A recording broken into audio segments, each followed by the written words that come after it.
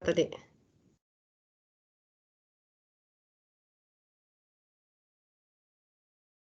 Ya, ini udah Yang 10. baru masuk tadi Wildan, Bu. Ya, ini baru 10.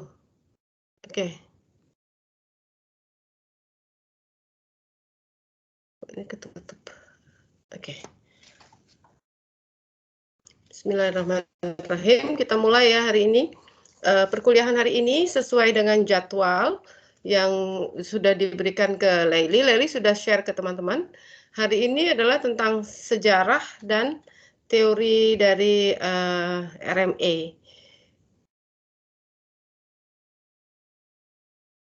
Ya, bukan hari ini. Kan Iya, Bu, betul, Bu. betul ya. Untuk Iya, minggu minggu depan,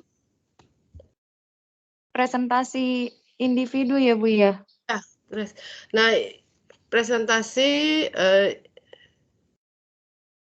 ya karena Anda cuma bersembilan, pertemuan kita ada 10 kan, jadinya presentasinya individu saja. Ini tidak jadi presentasi kelompok, presentasi individu. 1, 2, 3, kita ada pertemuan 3 sampai 7. Kalau pertemuan nya cukup, tanya jawabnya akan lebih banyak karena satu pertemuan ini kan 2 orang berarti. Dan kita bisa membahas setiap bagian yang ditampilkan ini. Maaf, Ibu bicara tapi Ibu melihat ke PPT sendirian. Oke, sebentar Ibu share dulu.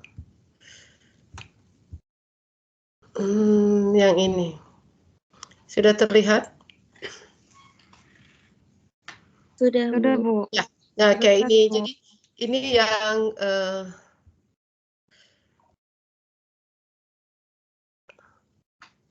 ya. Bagaimana nanti kalau lihat di skripsi atau tesis, itu kalau memang dari rumah itu berarti mencari skripsi atau tesis yang sudah di share di umum ya, di internet atau apa, cari di jurnal-jurnal. Tapi biasanya kalau jurnal malah tidak lengkap. Nah, kalau bisa mencari yang lengkap itu memang harus kalau kenal orangnya itu lebih bagus lagi. Nah, itu yang dilihat adalah konteksnya, model, kontribusinya, interaksi, dan keterkaitan. Itu 1 sampai 5 adalah karakteristiknya PMRI. Dan kemudian 6 dan 7 itu tambahan hanya untuk kalau Anda ingin ke desain research. Karena itu bukan bagian dari PMRI-nya sebenarnya. Itu bagian dari desain research ya. Ibu ganti ke ini sekarang kita end show. Ibu ganti ke PPT hari ini yang tentang sejarahnya. Siapa yang sudah tahu tentang PMRI sih sebenarnya? Siapa yang tahu tentang PMRI? Nanti Ibu tambahkan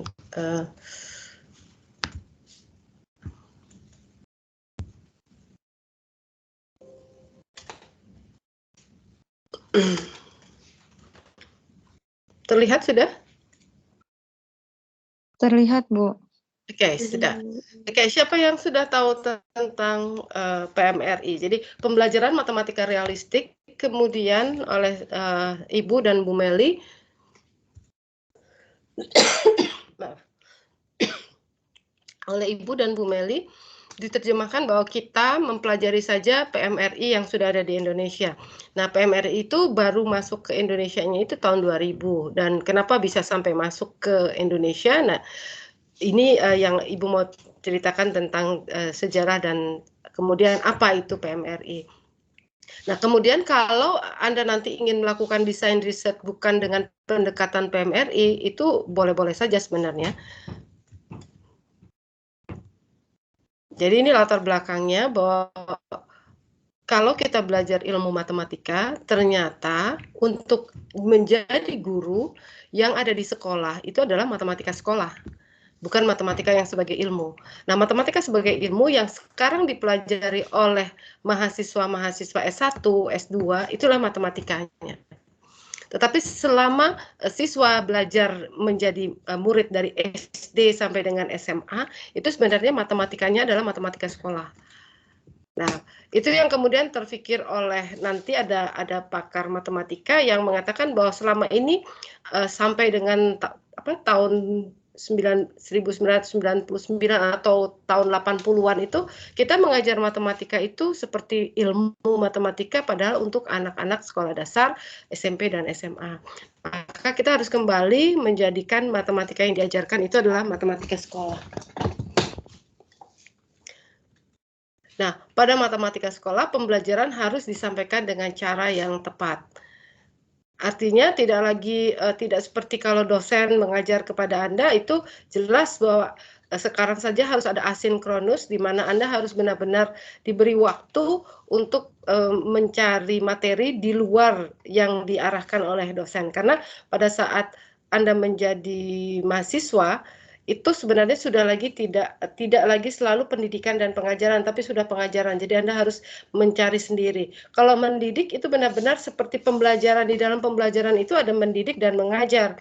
Jadi banyak yang diberikan dan kemudian banyak yang kayak kalau istilahnya disuapi gitu ya ke siswa. Tapi kalau untuk mahasiswa itu benar-benar mencari ilmu matematikanya sendiri. Nah, tapi tetap saja bagaimanapun yang namanya pembelajaran seperti yang kita lakukan itu harus dengan metode yang tepat. Nah, ini latar belakangnya bahwa ada perkembangan pembelajaran matematika nih. Mulai tahun 68 itu berhitung namanya.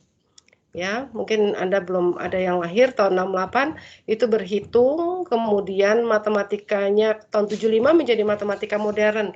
Nah, pada saat matematika modern itu berhitung yang tadinya 7 tambah 5 begitu ya, atau 8 tambah sekian itu diubah menjadi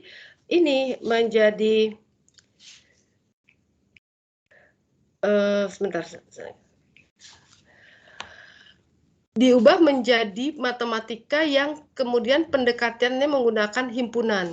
Karena katanya kalau himpunan itu jelas di semua kehidupan anak-anak punya himpunan. Jadi mengajarkan apa-apa menggunakan himpunan. Gambar 5 permen yang dilingkari karet, terus kemudian gambar 7 permen yang dilingkari dengan karet, terus kemudian digabung.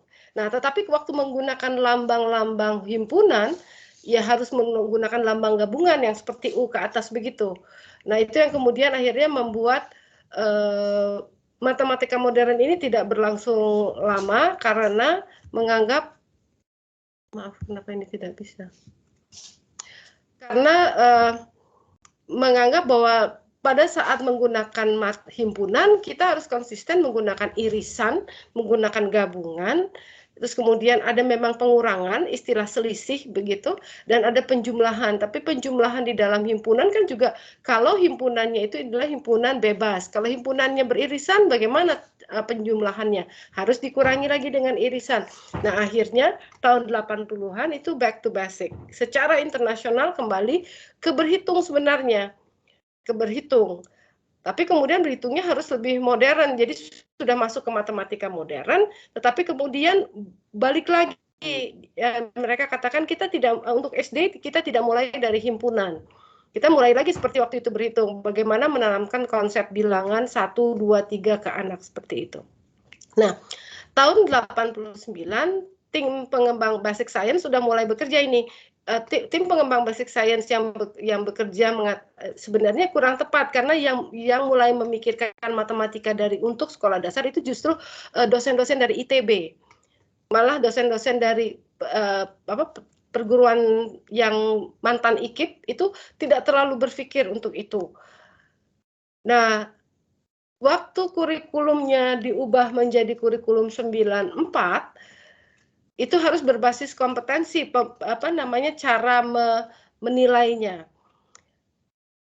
Nah, kemudian bagaimana akhirnya? Nah, tahun 98 akhirnya sesudah tim dari ITB itu ke Belanda dan kemudian di sana ada Realistic Mathematics Education yang dirasa cocok untuk menjadikan back to basic untuk matematika. Semua pembelajaran matematika itu tidak pakai himpunan, tetapi kemudian berhitung, tapi berhitung juga yang realistik. Nah, berhitung yang realistik itu ya kembali bahwa mempelajari sekali bahwa matematika itu jangan lagi dianggap abstrak, jangan lagi dianggap sesuatu yang tidak tersentuh begitu. Sepertinya hanya angka-angka saja. Tetapi akhirnya dibuat bagaimana supaya menjadi sebuah kenyataan di kehidupan itu matematik itu sebenarnya ada begitu. Harus memperlihatkan itu. Nah, tahun 2000 sebenarnya para pakar itu yang sudah di Belanda berapa lama untuk melihat bagaimana realistik matematik itu menguji cobakan PMRI. Nah, RME itu kan dari Belanda. Maka kemudian diberikan nama PMRI adalah Pendidikan Matematika Realistik ditambahin I, tambahin Indonesia. Maka kadang-kadang rancu dengan pembelajaran matematika realistik. Kalau ini nama PMRI itu nama dari seperti yang di Belanda menamakan itu adalah Realistic Mathematics Education, itu jelas buatan Belanda. Nah, kemudian tahun 2001 mulai 2000 kita ajak 2001 mulai itu uji coba karena 2000 kita diskusi dan segala macam SD mana yang mau dipakai karena akan dimulainya dari SD. Kita tidak mulai dari SMA untuk PMRI.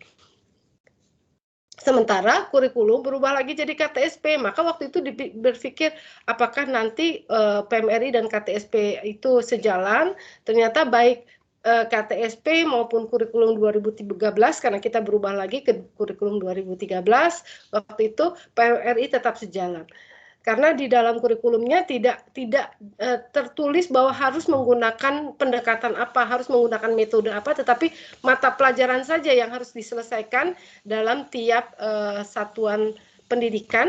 Dan kemudian kalau kurikulum 2013 itu ditambahkan dengan active learning dan siswa aktif dan segala macam ya, bahwa harus siswa yang aktif, guru hanya fasilitator, itu kalau tidak salah di dalam kurikulum 2003. Nah, ini latar belakang akhirnya PMRI itu ada di Indonesia dan kemudian para ahli yang orang ITB itu juga akhirnya kembali ke Indonesia dengan agak ragu-ragu karena dia tidak punya link sekolahan. Maka dia menggandeng para universitas-universitas yang dulunya adalah IKIP. Nah, ya, kemudian apa itu RME? Nah, RME itu adalah berasal dari Freudenthal. Ini orang yang mengemukakan ide reformatifnya dia seperti ini, bahwa pembelajaran matematika itu harus realistik. Karena dia menganggap bahwa matematika itu bukannya sebagai alat, bukan hanya plus kali bagi, tetapi itu punya makna yang lebih bermakna jika kita kemudian kembalikan di kehidupan sehari-hari. Pembagian itu apa sih di kehidupan sehari-hari? Perkalian itu apa sih? Penjumlahan dan sekalian. Nah, karena kalau dari matematika SD yang esai, itu kan anak kalau misalnya diberi lagi, itu artinya dijumlah. Kalau akhirnya permennya dimakan, itu artinya berkurang. Nah, itu yang kemudian banyak diterjemahkan oleh pakar-pakar dari Freudenthal ini, kata-kata apa yang kemudian berarti itu seperti penjumlahan, kata-kata apa yang sebenarnya artinya seperti perkalian. Nah, itu yang harus diberikan kepada anak supaya dia tahu bahwa ternyata kata-kata yang sering didengar di kehidupan sehari-hari itulah matematika. Saya beli telur 2 kilo misalnya. Saya beli telur 2 kilo. Harga 1 kilonya misalnya 13.000 atau 20.000. Nah, kalau beli 2 kilo itu berapa? Nah, anak tidak diberitahu itu sebenarnya kejadian apa, tetapi anak bisa tahu kalau dia terbiasa bahwa itu adalah kejadian perkalian, misalnya seperti itu. Nah, maka dikatakan bahwa matematika itu bukan hanya alat, tapi matematika itu adalah kegiatan manusia. Kalau memang kegiatan manusia. Nah, yang kedua, menggunakan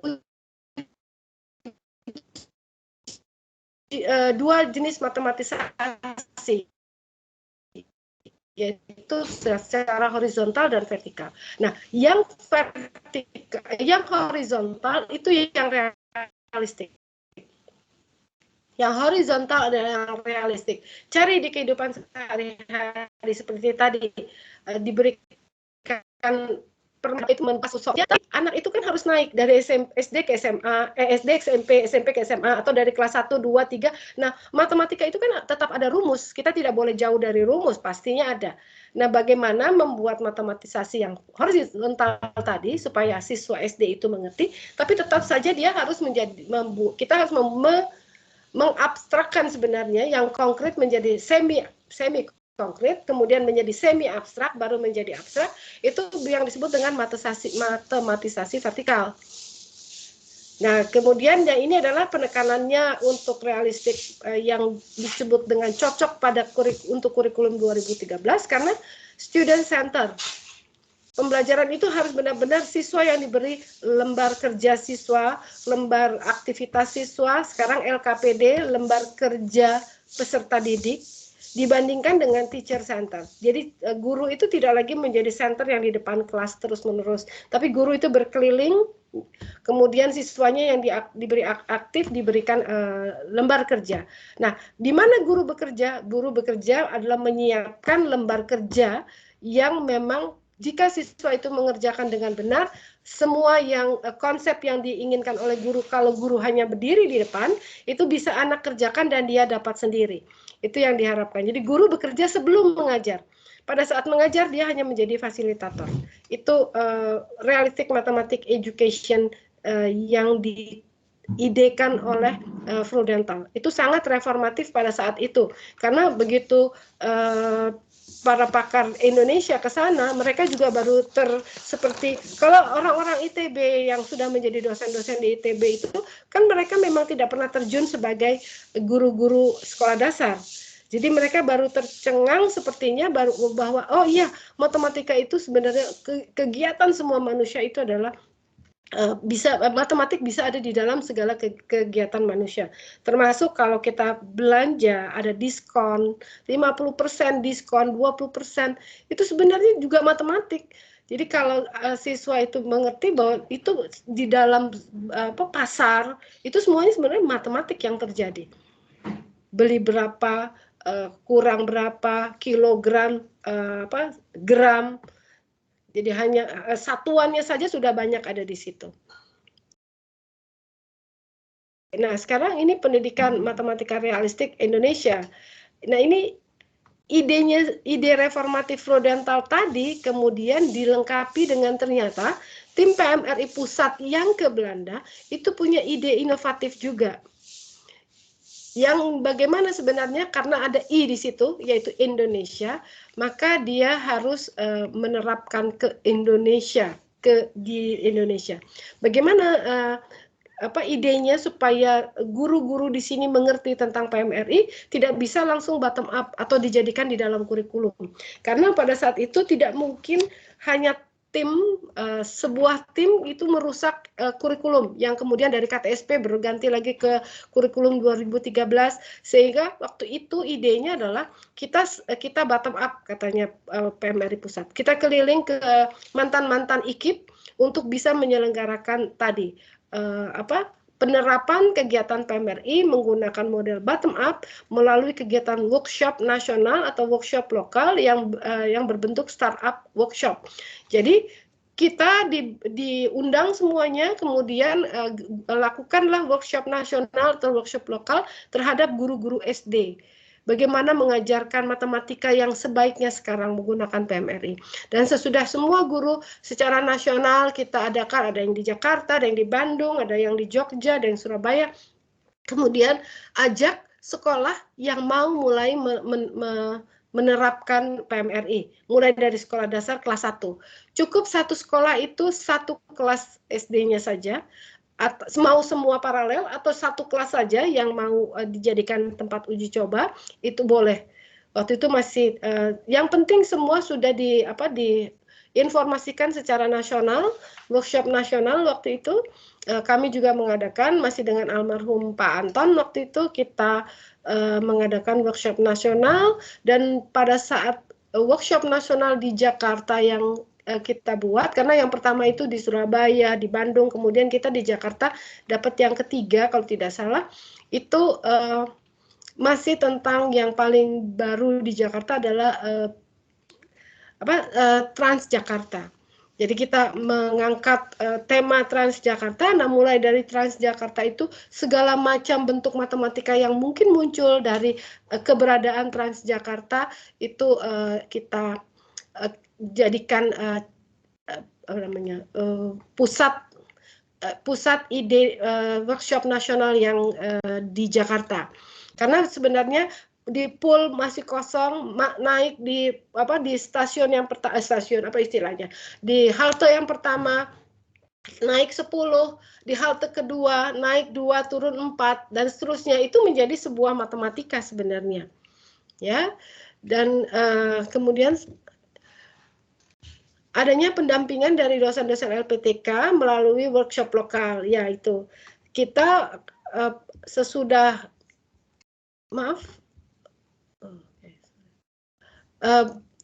adanya pendampingan dari dosen-dosen LPTK, maksudnya dari dosen UPI, UNJ yang matematik, itu kalau kita sudah ada workshop lokal. Jadi yang bersedia menjadi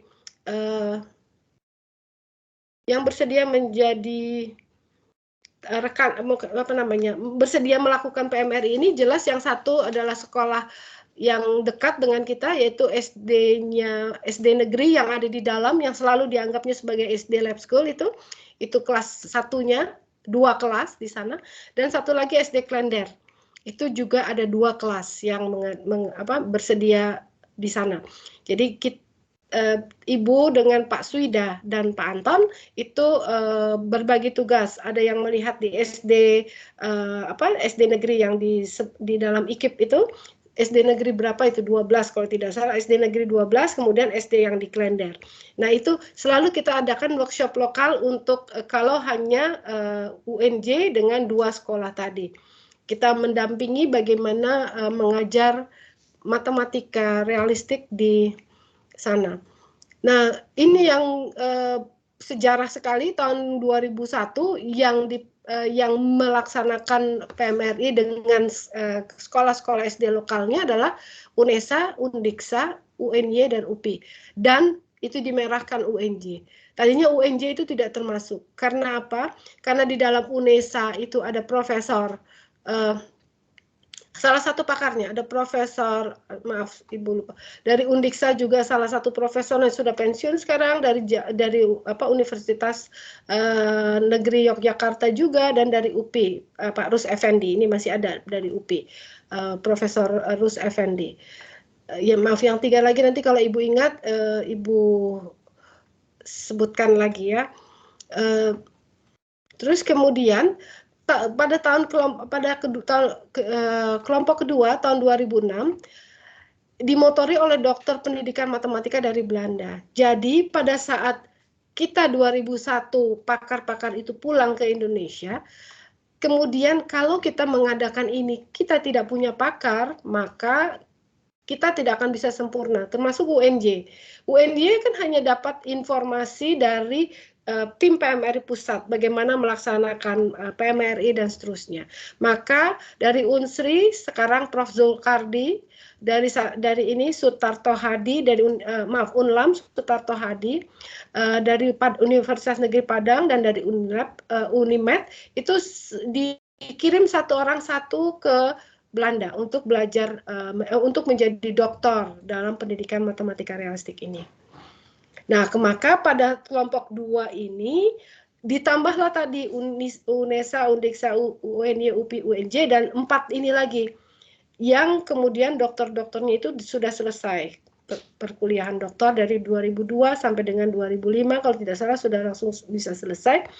Nah, maka langsung di kelompok 2 ini berjalan juga PMRI-nya di SD.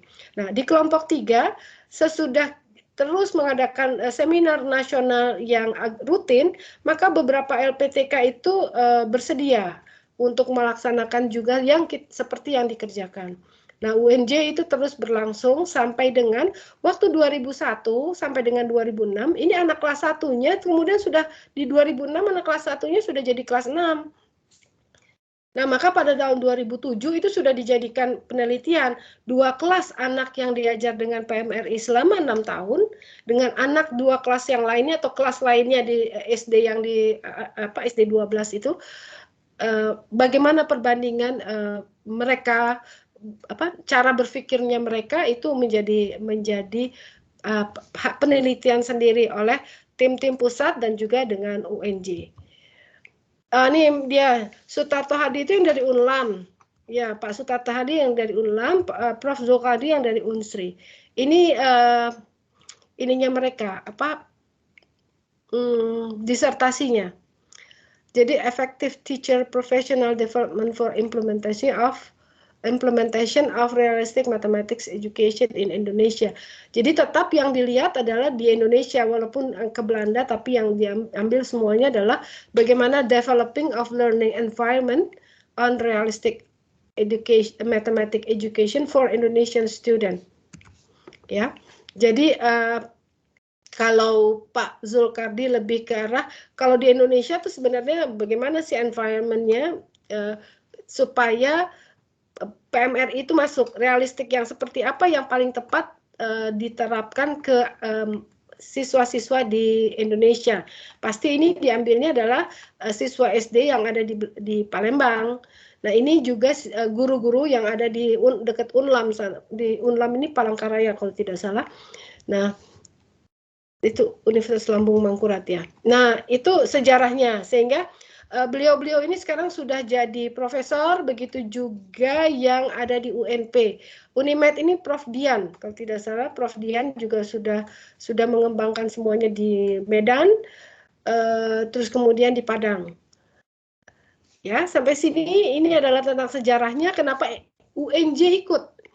UNJ ini diikutkan dengan dibuat merah, dan waktu itu yang menjadi ketuanya adalah Pak Swida. Kemudian Ibu dengan Pak Anton itu bergabung saja karena Pak Swida tidak mungkin sendirian.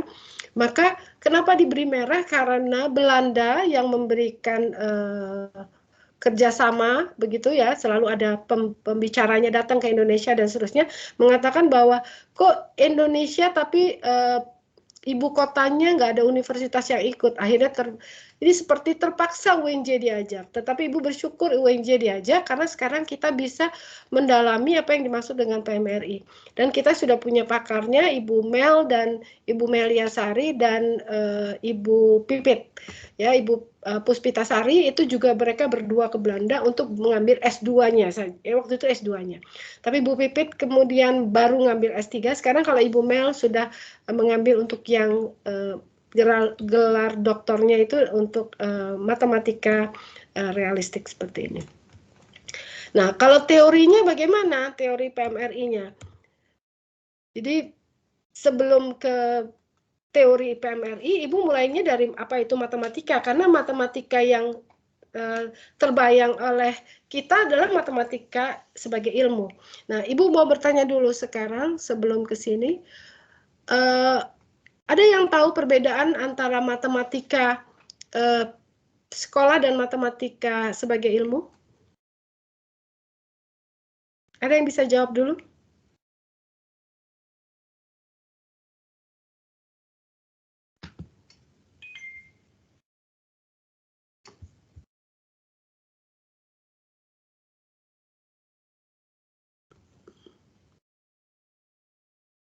Ya, ada yang bisa jawab dulu?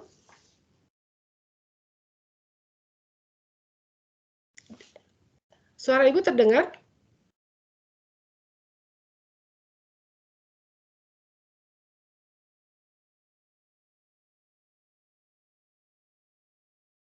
Laili, suara Ibu terdengar?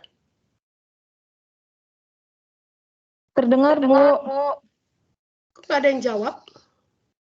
Ini saya jaringannya lagi kurang, Bu. Soalnya pakai WiFi. Oke, Ibu tanya dulu. Siapa yang bisa berpikir sedikit apa itu bedanya apa yang akan Ibu sampaikan bedanya matematika sekolah dan matematika sebagai ilmu? Tuti?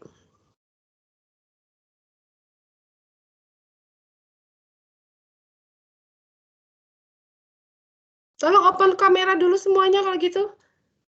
Kelas ini selalu ya membuat Ibu tidak terlalu nyaman. Tolong semuanya open kamera dulu. Ya, Ibu Tuti, silakan. Apa yang Ibu tahu tentang bedanya matematika sekolah dan matematika sebagai ilmu? Di awal yang Ibu jelaskan kalau matematika sekolah itu matematika yang diajarkan di tadi untuk tingkat sekolah ya Bu, SD Ya. sampai SMP gitu, di mana siswa itu masih diberikan asupan oleh guru saja gitu, tanpa lebih dalam mempelajari. Tadi itu bukan cara mengajarnya, tapi materi matematikanya yang seperti apa yang disebut dengan matematika itu ilmu, matematika itu udah matematika sekolah. sedikit.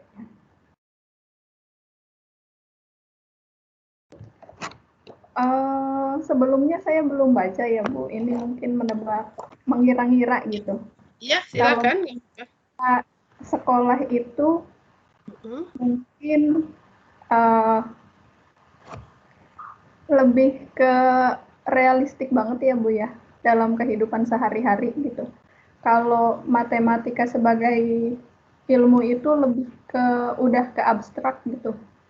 Oke. Itu sih Bu. Ya, itu pastinya. Oke, sekarang siapa yang bisa tolong jawab lagi yang lain, mungkin dari sisi lain? Wildan? Ada ide?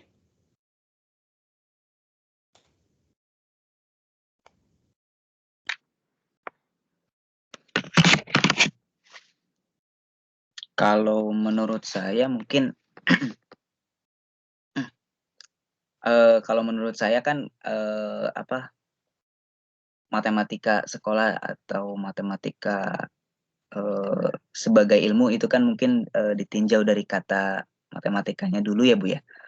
Jadi kan dari segi kata matematiknya, matematik sebagai ilmu itu kan mungkin memiliki peran dan kedudukan dari cabang ilmu matematikanya gitu, serta kemanfaatannya. Kalau matematik sekolah ya matematik yang memang diajarkan dan diimplikasikan di sekolah, mungkin gitu Bu. Oke. Ya, jawabannya masih abstrak, tapi Ibu sebenarnya mengerti, cuma kalau Ibu minta contoh mungkin bingung lagi nanti. Oke, sini terlihat Risa. Bisa ada jawaban lain, Risa? Kalau menurut saya mungkin ilmu matematika itu bedanya kalau di sekolah mungkin enggak semuanya dipelajarin, maksudnya kalau ilmu matematika kan banyak ya Bu ya. Nah yang di sekolah itu hanya beberapa yang kira-kira bisa diterapkan di kehidupan sehari-hari yang kira-kira banyak anak mengerti gitu. Sedangkan kalau ilmu matematika itu kan lebih luas lagi gitu. Jadi yang di sekolah itu hanya beberapa yang kira-kira anak-anak mudah dipahami. Makanya kenapa pembelajaran matematika di sekolah sama matematika yang di kuliah berbeda gitu. Itu dari saya Bu. Ya. Sini masih ada yang lain tapi belum terlihat. Ada Hairunisa, Dias ya dipanggilnya. Ernie. Nah, oke. Nah, Ibu hanya membayangkan begini, waktu kita SD, guru mengajarkan kita untuk perkalian, apakah Anda merasa bahwa Anda diminta untuk menghafal? Tidak. Jadi bagaimana waktu guru SD Anda mengajar Anda? Perkalian. Kalau Ibu dulu, waktu zamannya Ibu kan masih zaman berhitung ya. Jadi itu benar-benar di depan kelas itu harus berdiri 1 kali 4 sama dengan 4, 2 kali 4 sama dengan 8, begitu. Itu seakan-akan hafal. Nah, kalau Anda bagaimana waktu SD-nya? Kalau nggak hafal, berdiri di depan kelas lagi, begitu dulu, seperti itu. Kalau Anda di SD-nya gimana dulu? Iya sama sih Bu. Kalau kayak saya gitu sama juga. Bu. Disuruh menghafalkan dulu. Itu yang dimaksud dengan Ibu, itu matematika sebagai ilmu yang dipaksakan ditelan sama anak. Tanpa dia tahu bahwa 2 kali 4 sama dengan 8, 3 kali 4 sama dengan 12, begitu aja. Hafal. Di Upin Ipin juga begitu, walaupun pakai gambar tuh ya, Ibu juga suka lihat tuh ada gambar begitu, tapi pada saat akhirnya guru itu diminta di depan kelas untuk menghafal.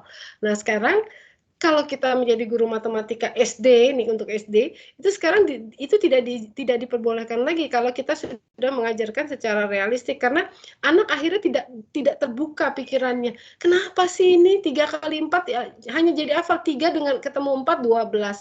4 ketemu 4 16 begitu ya. Nah, itu yang membuat matematika kita harus menjadi matematika sekolah.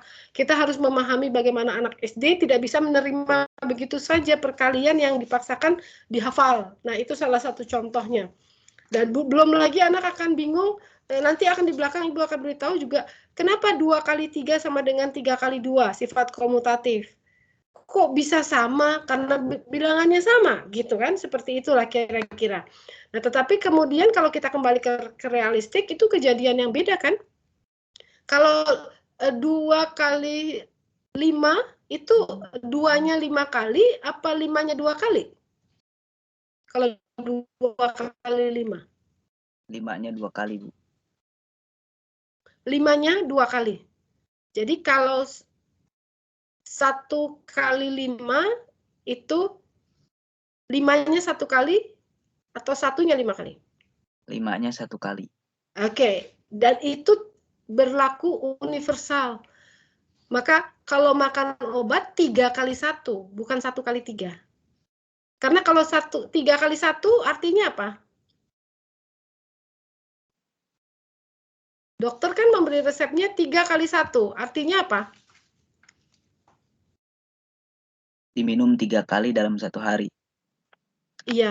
Atau bagaimana bentuk perkaliannya kalau 3 kali 1?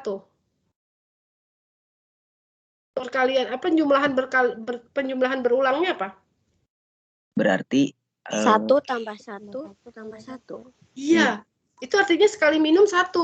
Tetapi dalam 1 hari harus maksimal 3 kali. Beda kalau tulisannya 1 kali 3, itu sekali minum berapa obatnya? 3 kali. 3. Diminumnya 1 kali aja, pagi saja 3 kali atau malam saja 3 kali, tapi sekali minum 3. Nah, itu bahaya kan kalau dokter itu salah nulis juga. Begitu. Nah, itu yang disebut dengan kita secara nasional, atau maaf, secara mendunia, 3 kali 1 dan 1 kali 3 itu sudah semua paham. Nah, sementara kalau anak itu diminta untuk menghafal, dia taunya 1 kali 3 itu perkalian 1 semua. 1 kali 1, 1 kali 2, 1 kali 3, 1 kali dan seterusnya. Pada perkalian 3 ketemu tuh 3 kali 1, 3 kali 2, 3 kali 3. Tapi dia tidak tahu hubungannya. Begitu dia pikir itu adalah kelompok 1, ini kelompok perkalian 2, ini kelompok perkalian 3, dikasih lagi sifat komutatif. 1 kali 3 sama dengan 3 kali 1 ya. Loh, gimana ini ada di kelompok 1, ini ada di kelompok 3, kok tiba-tiba dia sama, begitu. Oh, karena sama-sama hasilnya 3 ya, tetapi sebenarnya kan secara matematika sekolah, kejadiannya beda. Terbayangkan itu? Nah, itu dia yang harus ditanamkan secara secara kalau matematika fundamental mengatakan kegiatan bahwa matematika bukan alat tapi di kehidupan sehari-hari ada, itu yang harus dikembalikan oleh PMRI, bahwa kenyataannya bahwa 3 kali 1 dan 1 kali 3 itu adalah hal yang beda.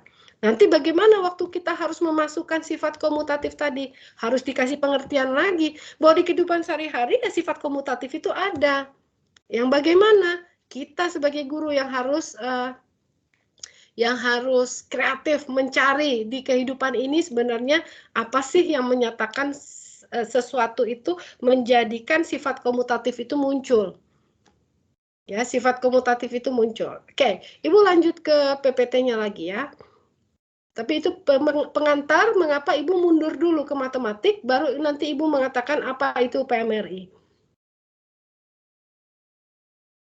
Kita sampai mana tadi? Sampai sini. Oke. Apakah matematika itu? Slideshow-nya from current. Apakah matematika itu nih pendahuluannya? Ini sudah tidak asing bahwa dia adalah queen of science, artinya kalau nggak ada matematika, sains juga nggak bisa ngapa-ngapain ya gitu. Jadi sebenarnya matematika itu ratu, tapi juga melayani sains di dalam menghitung mol dan mol MOL ya di kimia. Kalau jelas di fisika itu banyak sekali perhitungan-perhitungan. Kalau di biologi itu biasanya kalau matematika digunakannya di mananya ya di biologi masih ada pada saat kita menghitung apa ya kalau di biologi probabilitas dari kelahiran anak dan segala macam itu probabilitas masih ada di biologi. Nah, sebagai ratu matematika itu mengayomi dan menumbuh kembangkan sains, memelihara, mengayomi, menumbuhkan. Tapi sebagai pelayan dia menyediakan perangkat keperluan dasar untuk tumbuh dan berkembangnya ilmu-ilmu dasar fisika, kimia dan biologi. Mengapa kita akhirnya jadi satu rumpun? Kalau di dalam fakultas itu pasti MIPA, matematika disebut lebih dulu, terus kemudian IPA, fisika, kimia, biologi. Nah, pengertian matematika yang pengertian matematik. Jadi turun sih harganya, cuman saya tetap udahlah nggak mau benerin gitu kemudian baru. Tapi terus saya ngambil. Dimatikan siapa ini? Sudah? Oke. Kayaknya Heronisa ya. Iya Bu, tadi bukan Indonesia tapi sudah di mute. Oke, makasih. Nah, cakupan ilmu matematika itu meliputi bilangan, bangun, simbol, dan aturan-aturan yang menghubungkannya. Disebutnya bilangan ya, bukan angka. Kita bisa bedakan nanti Anda harus bisa bedakan bilangan dengan angka, serta dilengkapi penalaran logis, perhitungan kuantitatif, yang perkembangan permasalahan telah melibatkan tingkat yang semakin lama semakin idealis atau semakin abstrak. Jadi awalnya memang logis. Logisnya itu jelas bisa dilihat di kehidupan sehari-hari.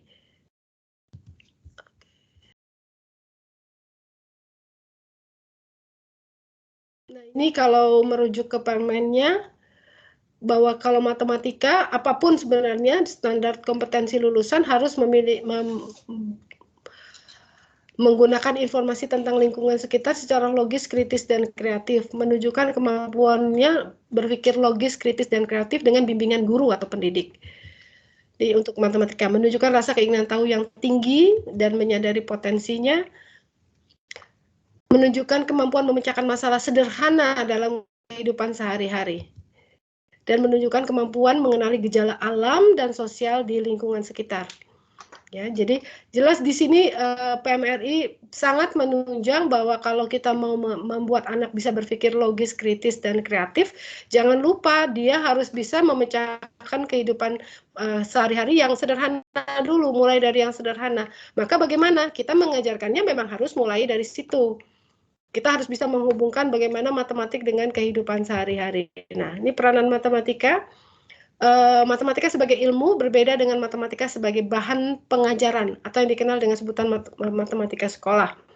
Ilmu matematika atau matematika sebagai ilmu adalah merupakan ilmu yang utuh, terjaga kuat oleh aksioma ya, sistem aksiomatis dan hanya menggunakan penalaran deduktif.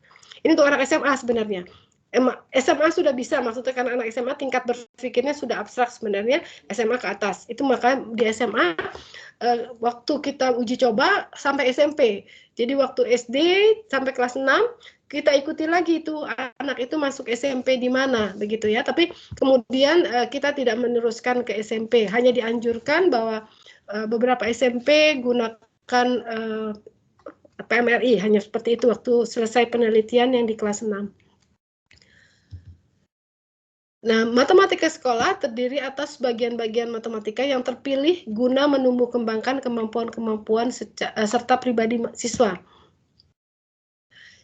Di sini dilihat bahwa matematika sekolah itu tidak melulu bersifat deduktif aksiomatif, tetapi juga matematika yang menggunakan penalaran induktif. Kalau induktif itu kan berarti dari data-data di lapangan juga, bahkan kemampuan intuisi siswa juga dikembangkan. Ya, kemampuan intuisinya siswa juga dikembangkan karena dia yang nanti harus berpikir seperti 3 kali 1 dan 1 kali 3 itu yang tadi bagaimana dia harus berpikir itu kadang-kadang guru harus menerangkan dan anak harus punya intuisi sebenarnya ya. Dan kadang-kadang yang seperti minggu lalu sudah diberikan bahwa 5.000 itu kemudian berapa kembaliannya dan segala macam, itu juga sebenarnya munculnya intuisi anak karena dilatih beberapa pertemuan membuat anak itu mempunyai cara berpikir yang berbeda. Tidak ada kembaliannya atau kembaliannya tetap 500 gitu ya. Nah, kalau kita mengajar matematika itu ada 2 sebenarnya tujuannya, dan maaf, ada yang langsung dan ada yang tidak langsung. Tujuan dari belajar matematika sekolah. Yang tujuan yang langsung adalah yang kadang-kadang ini selalu disebut, tapi kadang-kadang suka tidak tahu tepatnya bagaimana. Bahwa belajar matematika sekolah itu belajar fakta. Atau kesepakatan atau perjanjian yang ada di dalam matematika sekolah. Jadi kalau 5 bilangan ya, bilangan itu fakta. 5 itu segitu. Maka yang pintar mengajarkan fakta ataupun konsep matematika ke anak SD itu adalah guru-guru TK-nya sebenarnya. Karena guru-guru TK itu udah gemes, biasanya udah pada ngajarin tentang matematika sedikit. 1 sampai 10 tuh anak-anak TK sebenarnya sudah pada tahu, yang sebenarnya belum waktunya. Jadi mestinya anak SD kelas 1 baru boleh belajar tentang matematika. Jadi 5 itu segitu, 6 itu segitu. Nah, ya jadi tahu bahwa segitu itu adalah yang disebut dengan fakta yang ada di lapangan, dan kemudian dihubungkan dengan lambang-lambang bilangan yang disebut dengan angka. Tapi kalau yang ada di dalam pikiran itu adalah konsep. Nah, konsep itu bilangan. Tapi kalau angka itu kenyataan atau lambang yang harus kita sepakati. Dan angka 5 kita sepakati secara sedunia seperti itu, angka 5. 0 ya bulat begitu. Angka 2 ya yang kata anak-anak TK itu gambarnya kayak bebek dulu dan seterusnya. Nah, itu sebenarnya antara fakta yang merupakan konsep dan fakta berupa bilangan yang berupa angka yang adalah lambang bilangan, itu disepakati menjadi perjanjian yang kemudian difahami sebagai matematika sekolah. Jadi anak tidak ada lagi yang salah bilangan 1, 2, 3, 4, 5 sampai dengan 9, kemudian 0, itu lambangnya itu. Dan kemudian bagaimana menyusunnya menjadi 11, 12, 243 dan seterusnya, itu adalah fakta. Mulai dari anak belajar matematika sekolah di kelas 1 atau bahkan mungkin di TK. Nah, konsep yang tadi, pengertian atau definisi untuk menjawab pertanyaan apakah.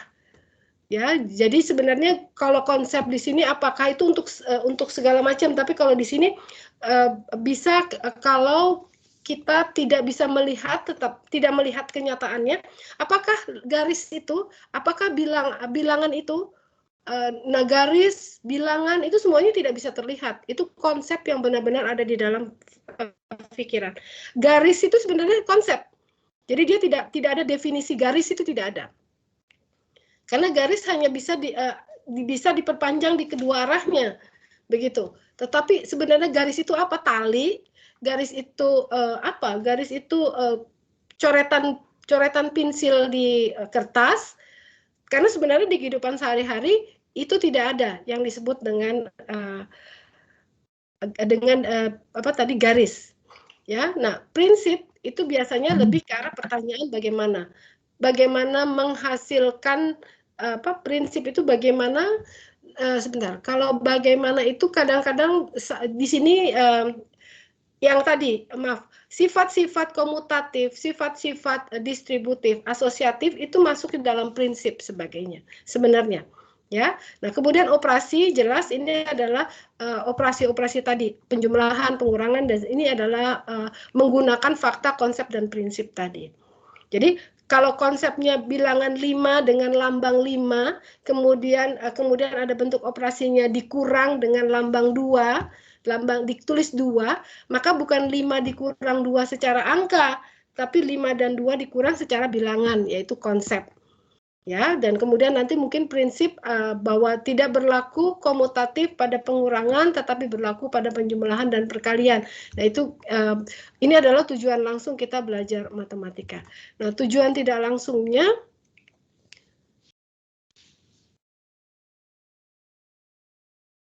Ada yang bersifat formal, menekankan kepada menata, menalar, membentuk kepribadian siswa dari belajar matematika sekolah, dan yang satu lagi secara material, menekankan kepada kemampuan memecahkan masalah dan menerapkan matematika.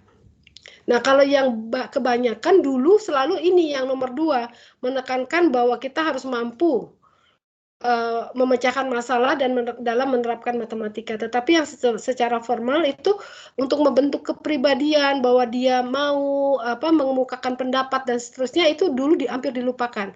Karena apa? Karena kalau 2 tambah 4 harus 6. Dulu kan seperti itu. Kalau tidak salah, kemudian anak menjadi takut dan seterusnya. Kali-kalian ke depan, kalau nggak hafal salah.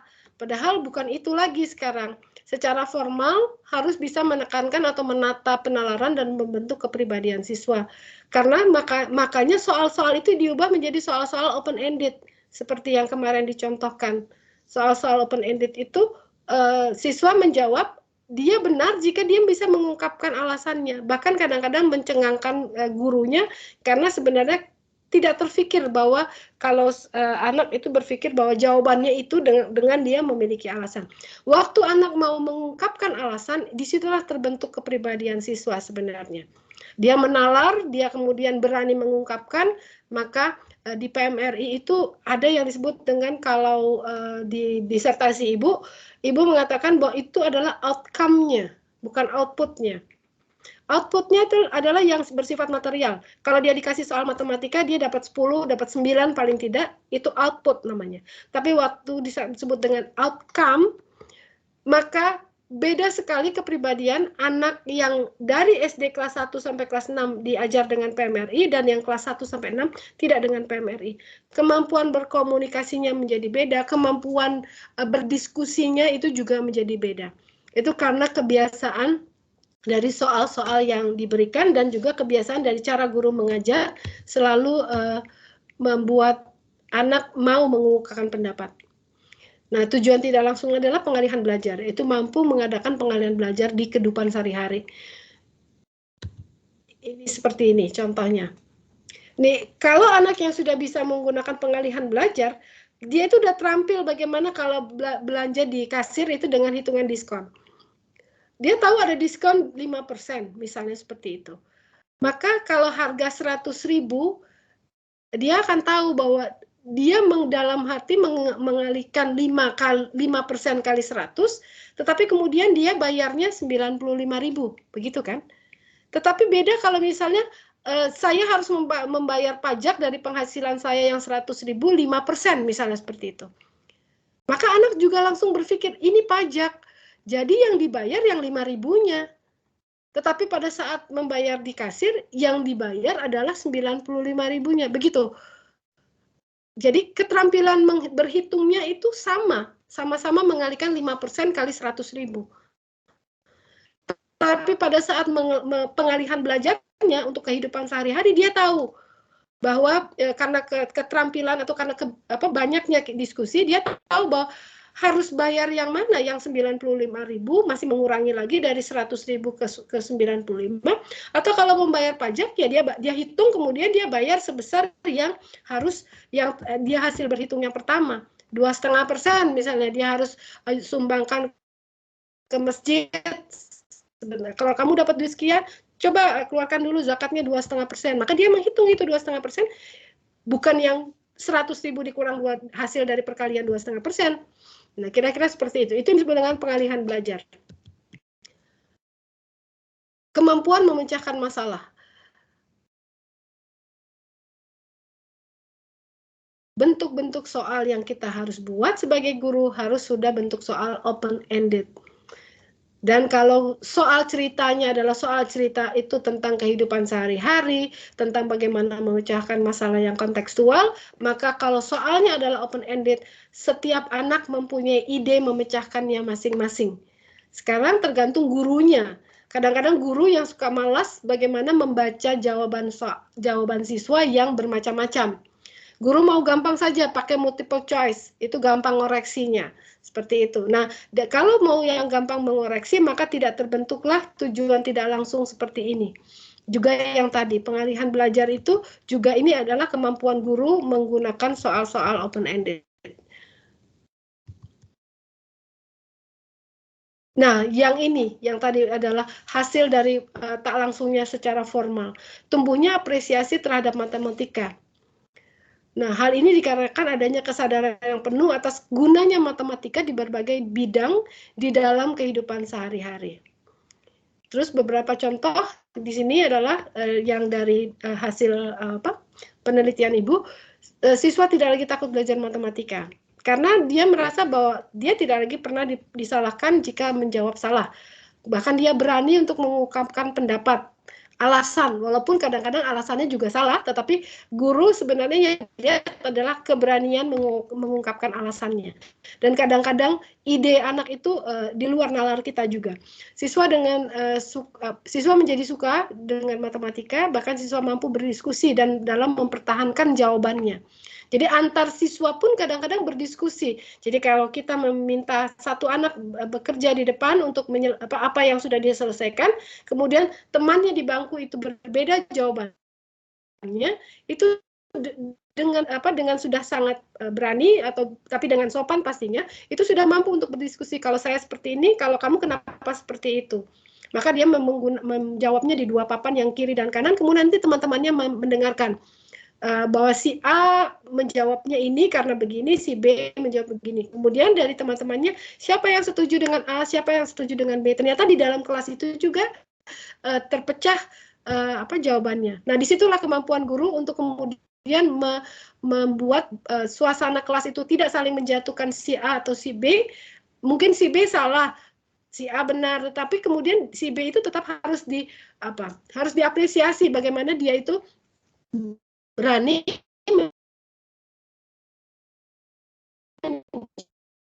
menjawab untuk mempertahankan jawabannya. Di SMP ini akan sangat berpengaruh. Dengan belajar matematika, siswa lebih mampu mengetahui dan mengaplikasikan penalaran deduktif dan deduktif, kadang-kadang induktif. Sehingga kesimpulan yang diambil melalui proses kebenaran yang konsisten itu logis. Jadi deduktif maupun induktif. Kalau deduktif itu secara teori, kalau induktif itu dari lapangan. Nah, sekarang dari teori dia dapat, kemudian dia melihat soal-soalnya yang diambil oleh gurunya adalah soal-soal yang dari kehidupan sehari-hari. Jadi deduktif-induktifnya bergabung di sini. Nah, sekarang Ibu ke PMRI. Kalau tadi itu adalah tentang matematikanya, ada yang mau bertanya dulu atau tidak? Ada yang mau bertanya dulu tentang matematikanya tadi?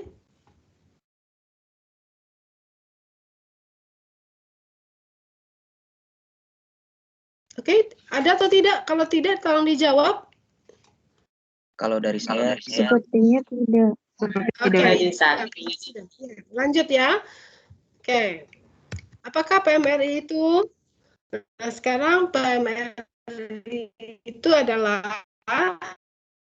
Pendidikan Matematika Realistik Indonesia, bukan palang merah juga, bukan palang merah remaja dan segala macam ya, karena waktu itu kayak sepertinya belum dihakikan, maksudnya belum dibakukan. Jadi PMRI masih pada bertanya itu apa? Pendidikan. Dan PMRI itu pendekatan, bukan metode, bukan model, bukan strategi. Ya, dia pendekatan karena dia punya langkah-langkahnya. Ya, untuk mengajar yang harus kalau mau PMRI maka kelima karakteristik itu harus berlangsung semuanya, itu baru menggunakan pendekatan PMRI. Oke,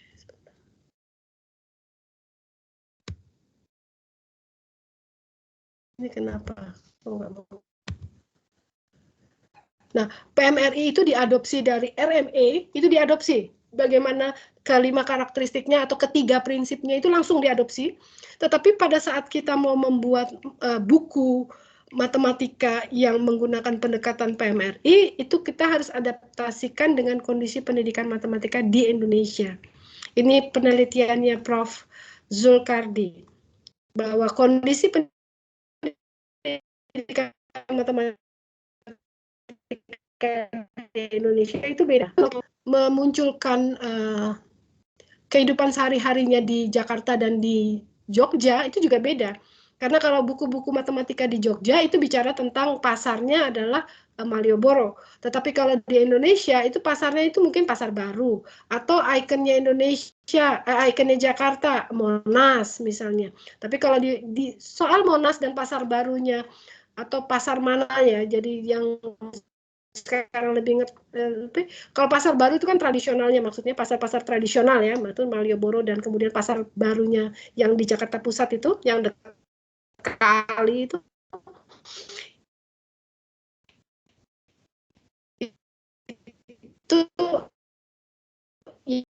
yang di Jakarta.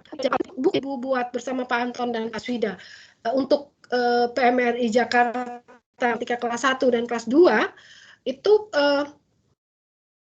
Monas yang kita angkat itu untuk SD Klender itu nggak ngerti. Belum ada anak SD yang di Klender itu tidak belum pernah lihat Monas. Sementara untuk anak SD yang di UNJ yang di kompleks UNJ SD 12 itu dia Monas yang sudah lihat begitu. Jadi kesenjangan lokasi saja itu sudah membuat buku yang kita buat itu menjadi tidak terlalu efektif di SD Klender karena Monas dia belum pernah lihat. Tapi kita bilang waktu itu karena Monasnya itu sebenarnya hanya ditanya beberapa pertanyaan saja, tetapi waktu itu matematikanya adalah tentang bus yang lewat di depan Monas. Jadinya masih tetap kita gunakan baik untuk SD yang di UNJ maupun SD yang di Klender waktu itu. Nah, ini yang disebut dengan kita mengadaptasikan kondisi pendidikan matematika di Indonesia. Ternyata kondisinya ini luas, artinya bisa lokasi tempat, bisa memang di pendidikan matematika Indonesia itu yang paling utama menyusahkan adalah anak SD itu baru belajar matematikanya. Kalau kita buka kurikulumnya ya, anak SD itu baru 1 sampai 10 di semester di awal pertemuan itu 10 sampai 20, 10 30 sampai 100 dan seterusnya. Ya itu baru mengenal bagaimana menulis ya 78 artinya 70 tambah 8 dan seterusnya ya, itu cara nulis panjang nulis pendek itu kan diajarkan di SD. Tetapi pada saat dia istirahat main uang yang dia pegang itu 1000-an. Jadinya sangat kontradiktif antara PMRI dengan RME. RME itu anak-anak belajar belanjanya itu adalah satu kalau di Belanda pakai satu atau yang di Amerika itu pakai dolar ya, kalau Ibu sebut saja dolar. $1, $2 untuk belanja. Di Indonesia ya tidak. Begitu di dalam kelas dia belajar bilangan 1 sampai 50, begitu keluar kelas belanja minumannya sudah 1.500. Cara berhitungnya dia sudah beda lagi, seperti bilangan kemarin. Uangnya 5.000. Belanjanya 3.500 atau belanjanya 1.500. Kok dia sudah bisa ya kurang-kurangan dengan dalam ribuan. Padahal di kelas dia belajar lagi dalam bentuk masih bilangan 2 angka. Nah itu yang disebut dengan adaptasinya dengan kondisi di Indonesia. Karena memang kondisi Indonesia menjadi aneh untuk matematika di awal-awal anak-anak sekolah dasar. Nah ini teori matematikanya, teori RME-nya yang dikembangkan di Belanda. Tahun 68 dia itu sebenarnya project yang dikembangkan, kemudian selanjutnya dari pertamanya project bernama Wiscobas yang kemudian dikembangkan oleh Freudenthal mulai tahun 70-an. Yang tadi di atas sejarahnya sudah ada mulai tahun 68. Nah, disebutkan di sini mathematics is a human activity. Jadi aktivitas manusia sebenarnya adalah matematika. Akhirnya Freudenthal menetapkan itu di tahun 1973 dan ini isinya.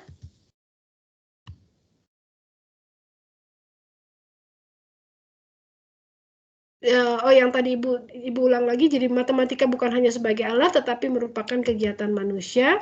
Terus kemudian jenis matematisasinya horizontal dan vertikal, dan kemudian harus student center, bukan teacher center. Kalau pernyataan aslinya adalah seperti ini. First, mathematics must be close to children and be relevant to everyday life situation. However, the word realistic refers not just to the connection with the real world, but also to problem situation which are real in a student's mind.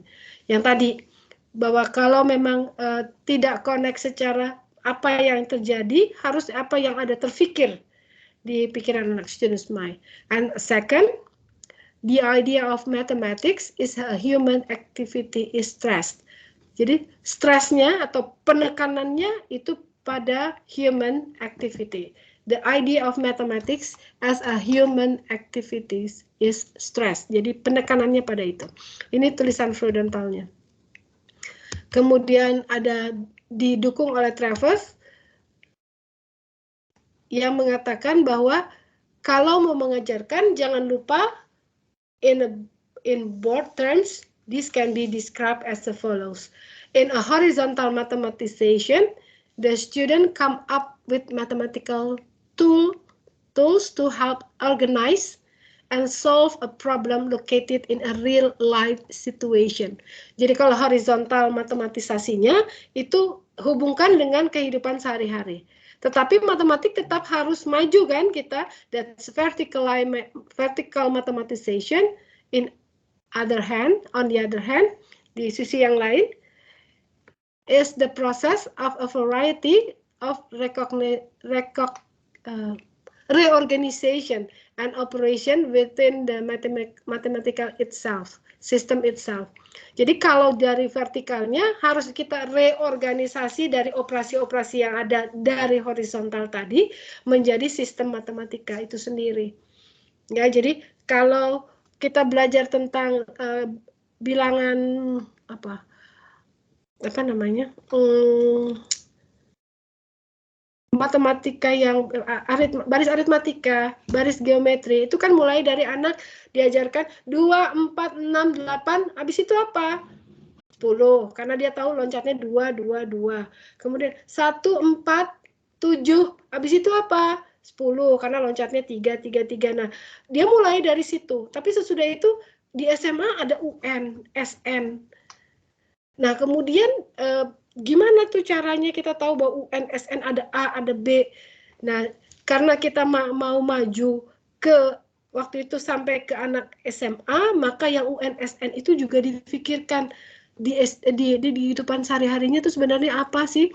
Kalau di SD jelas itu hanya urutan angka saja, tapi begitu sampai ke SMA, nah itu rumus-rumus itu gimana sih sebenarnya munculnya? Nah, ini prinsip RME menurut Gravel-Meyer sebenarnya sama. Jadi guided reinvention and progressive mathematization, guided discovery and progressive mathematics. Jadi kita sebagai guru itu mengguided, membantu untuk siswa mendapatkan matematika itu sendiri. Didactical phenomenological yaitu secara mendidik. Jadi mendidiknya secara fenomena. Fenomena itu kejadian yang ada di sekitar. Jadi kejadian yang ada di sekitar kita angkat, kemudian kita jadikan sebuah LKS, guided reinvention tadi, untuk siswa mendapatkan sendiri, jadi guided discovery, atau kadang-kadang inquiry, kadang-kadang sekarang disebut dengan project based learning, case based learning, ya sekarang sudah seperti itu, and self-developed models, jadi si siswanya bisa mendapatkan modelnya sendiri. Dari matematik yang dari keseharian diberikan guided-nya, kemudian akhirnya dia menemukan sendiri. Nah, 1, 2, 3 ini kemudian lengkap ya, dibuat menjadi lebih lengkap lagi oleh Travers di sini. Yang tadi temannya Freudenthal yang menyatakan bahwa harus ada horizontal dan vertikal, maka dia tambahkan seperti ini. Jadi yang pertama adalah phenomenological exploration adalah mengeksplor semua fenomena yang ada di kehidupan sehari-hari, karena matematika adalah kehidupan manusia. Jadinya mengeksplor semua fenomena. Using models and symbol for progressive mathematization. Waktu models horizontal, waktu simbol sudah vertikal. Jadinya using models in a horizontal as a horizontal mathematization, and then use that for the symbol, make it formal, membuat dia menjadi lebih formal as a symbol is in a vertical mathematization. Nah, yang ketiga ini tadi yang disebut dengan kalau yang tadi prinsipnya guided revision ini adalah yang tadi matematisasi tadi. Didaktikal itu fenomenanya dijadikan nomor 1 kalau di karakteristik. Dan nomor 3 ini ada di nomor 3 juga di sini. Ya. Jadi fenomenanya dicari dulu, kemudian gunakan sebagai model yang horizontal itu fenomena. Tetapi di dalam kita mengajar gunakan juga untuk diarahkan menjadi sebuah simbol. Ya, jadi progresif itu. Menjadi sebuah simbol. Nah, yang nomor 3 itu tadi self-developed model. Di sini adalah using students' own construction and production. Jadi, menggunakan apa yang dibentuk sendiri oleh siswanya dan diproduksi oleh siswanya. Apa? Ya tadi konsep yang kita mau ajarkan, apakah rumus lingkaran, apakah rumus persegi panjang, ataukah tadi rumus dari UN, SN dari sebuah barisan aritmatika atau deret geometri. Nah, semuanya itu berdasarkan apa? Jangan lupa nomor 4 ditambahkan. Kalau nomor 2 itu adalah using models dari kehidupan sehari-hari dan seterusnya. Maka nomor 2 dan nomor 4 itu gabungan dari nomor 2 dan 4 itu adalah gabungan dari nomor 1. Jadi kalau cuma mengguided saja itu bagaimana mendapatkannya, maka di sini diteruskan harus ada interactivity. Harus ada interactivity, maka ini lebih lengkap. Supaya apa? Using modelnya jangan hanya kita saja yang memberikan, tapi kemudian ada juga lembar kerjanya juga. Itu diperjelas dengan interactivity. Boleh guru dengan boleh guru dengan siswa, boleh siswa dengan siswa. Dan yang terakhir, entertainment itu adalah materinya itu jangan terpaku saja pada materi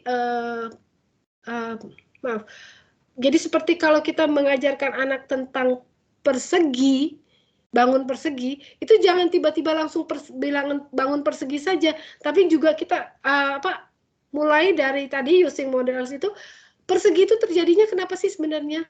Persegi itu kan sebenarnya ada persegi panjang yang istimewa, begitu. Karena panjang dan lebarnya sama, maka menjadi persegi. Nah, entertainment yang bisa menghubungkan antara bangun lain dengan bangun yang lainnya, itu yang kemudian ditanamkan ke siswa supaya dia lebih jelas bahwa kalau belajar persegi panjang, persegi duluan, luas sama keliling, sesudah itu guru tanpa bilang apa-apa belajar lagi tentang persegi panjang, keliling dan luas, tanpa menghubungkan bahwa persegi panjang itu apanya si persegi sih, atau apa si persegi itu apanya persegi panjang. Nah, di sini entertainment diperlukan supaya anak itu tahu bahwa belajarnya dia itu sebenarnya bisa berurutan. Bahkan kalau yang sudah melewati dengan ibu bisa tahu bahwa kita harus sebenarnya kalau ngajarin ke anak yang pertama adalah jajar genjang, bukan persegi panjang dan bukan persegi. Ajarkan ke anak-anak itu adalah jajar genjang yang paling umum bentuknya. Tetapi karena anak-anak itu kadang-kadang melihat bangunnya yang sering ubin di rumah, kaca gitu ya, bentuknya itu adalah persegi dan persegi panjang, maka kadang-kadang guru-guru sudah langsung atau buku-buku sekarang belum diperbaiki, langsung persegi dulu, baru ngajarin persegi panjang. Dan persegi panjang itu diajarkan sesudah segitiga, maka kadang-kadang diajarkannya luasnya, cari aja luas segitiga dulu, baru kali 2 dan seterusnya. Nah itu yang mungkin kalau sudah punya ide, bisa itu dijadikan sebuah tesis untuk memperbaiki buku misalnya. Ya, buku-buku yang banyak beredar. Nah, phenomenological exploration ini pembahasannya dari RME, tetapi kita baca yang tebal saja.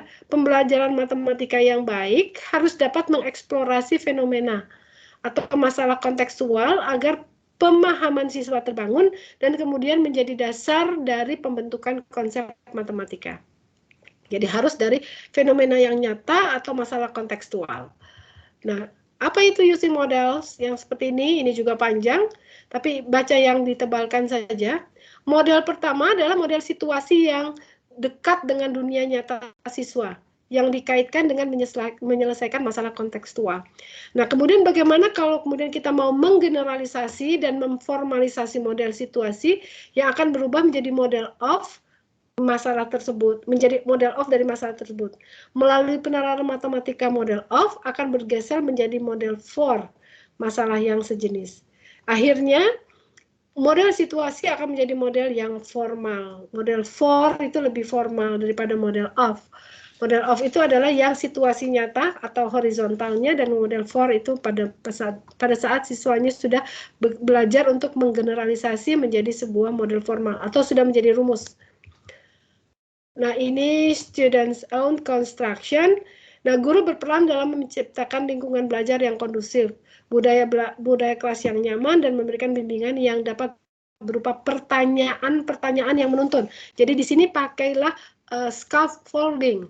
Ya, pada saat siswa salah, jangan guru memberikan judge apapun, tapi bertanya dan kemudian bertanya yang mengarahkan.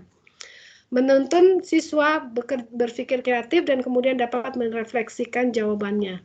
Jadi pertanyaannya secara scaffolding itu ya, diharapkan sangat seperti itu. Soalnya open-ended, dalam pembelajarannya adalah scaffolding. Nah, kalau ini sepertinya sudah terbayang proses belajarnya tidak hanya dipandang sebagai belajar secara individu, tetapi belajar dalam komunitas kelas. Kontribusi siswa satu sama lain akan mempengaruhi perkembangan pengetahuan siswa, yang seperti tadi sudah dicontohkan bahwa siswa yang sudah belajar dengan PMRI itu akan lebih ekspresif, memberikan temuannya itu kadang-kadang sudah rebutan untuk ke depan kelas untuk memberitahu bahwa saya menemukan ini dan saya punya alasan, ya seperti itu. Nah, ini intertwinement, twin itu sepertinya twin berkembar, sebab dalam di sini kok ibu mulainya dari sini. Dengan keterkaitan ini akan memudahkan siswa dalam proses pemecahan masalah dalam kehidupan nyata, sebab dalam mengaplikasikan matematika diperlukan pengetahuan yang lebih kompleks dengan fenomena yang saling terkait. Ya, yang tadi seperti kalau kita mau belajar tentang, kalau anak-anak di SD itu kadang-kadang kan ada yang disebut dengan konteks ya. Jadi kalau kita belajar tentang beras misalnya, beras itu kalau kemudian berapa kilonya kita belajar tentang pengukurannya, berapa harganya kita belajar tentang aritmatika sosial. Kemudian kalau di SD kemanfaatannya protein apa saja yang ada di dalam beras itu kita belajar IPA. Terus kemudian siapa saja penghasil beras dan seterusnya itu kita belajar pelajaran apa itu?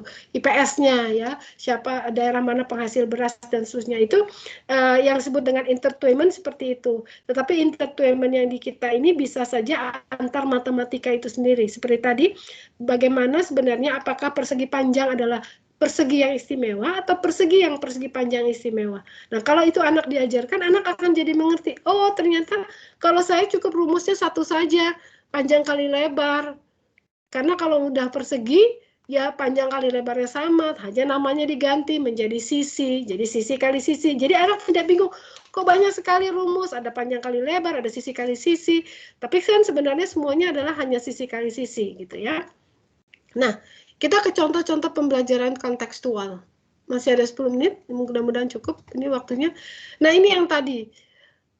Kalau kita mau mengajarkan ayam, maka tidak perlu secara nyata kita bawa ayam, tetapi intuisi anak boleh saja kita ajarkan. Kita berikan gambar ayam dengan jelas seperti ini, atau kita membuat bullet.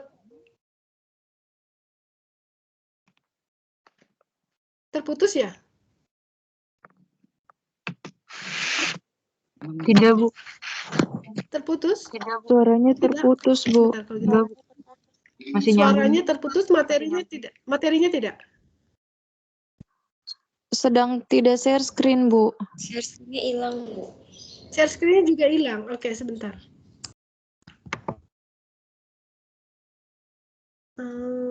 Sebentar, kemana ya kalau gitu?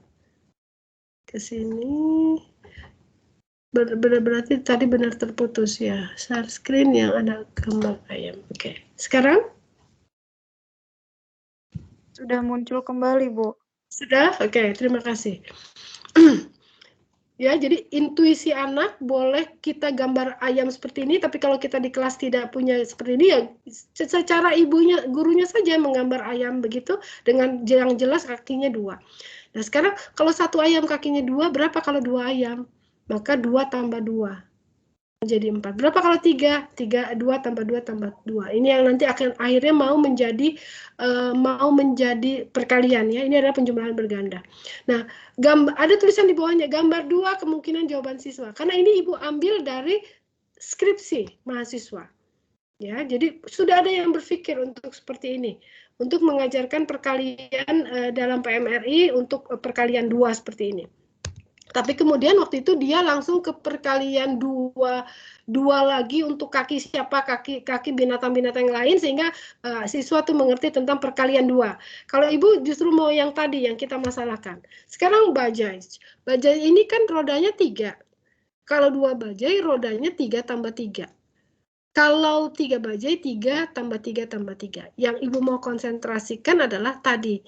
Kalau bajai itu 2, rodanya kan 2, jumlahnya 6. Itu dari 3 tambah 3. Kalau ayam itu ayamnya 3, baru kakinya 6 kan? 2 tambah 2 tambah 2.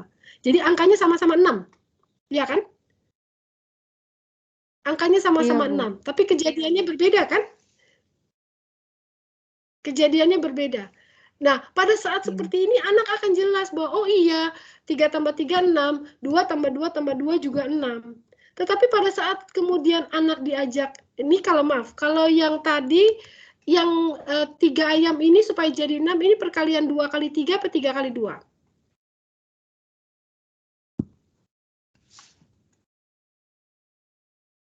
Tolong dijawab.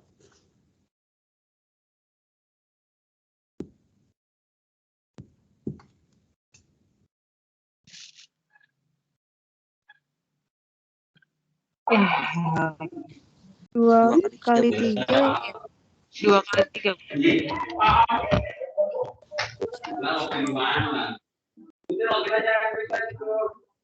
Maaf, nggak terdengar. 2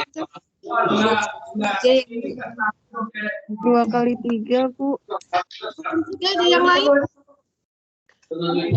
Wildan, dapat tadi Ibu. Iya Bu, 2 kali 3. Kalau 2 tambah 2 tambah 2, 2 kali 3. 3 kali 2. 3 kali 2 3 kali 2. Oh iya. 3 kali 2. Jadi mana nih pastinya gimana? Kalau 2 3 tambah kali 2, Bu. berarti 3 kali Kalau 2. 2 tambah 2 tambah 2. Ya, 3 kali 2. Ingat tadi makan obat 3 kali 1 itu kan 1 tambah 1 tambah 1, ya kan? Iya. Iya, Bu. Iya, benar, Bu. Jadi ini adalah 3 kali 2. Oke, sekarang kalau bajai yang 2, itu rodanya adalah perkalian berapa itu? Perkalian 2 kali 3. 2 kali 2 kali 3, Bu. 2 kali 3.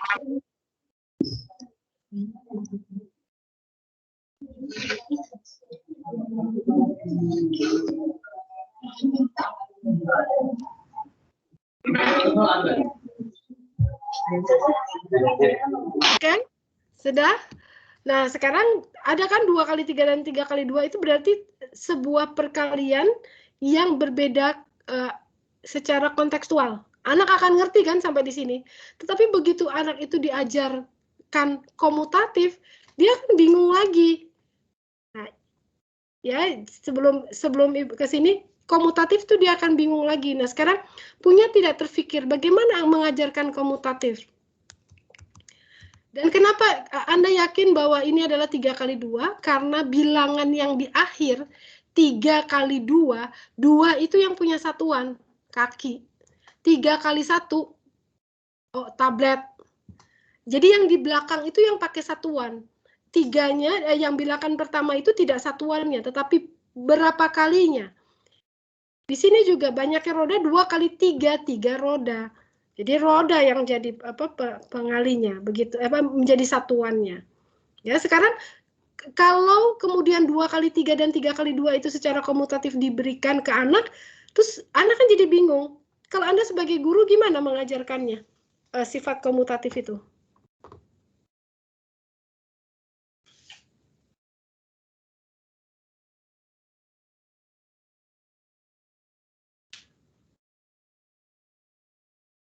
Oke, sambil berpikir, ini karena waktunya Ibu harus ke kelas lain, nanti mesti siap-siap.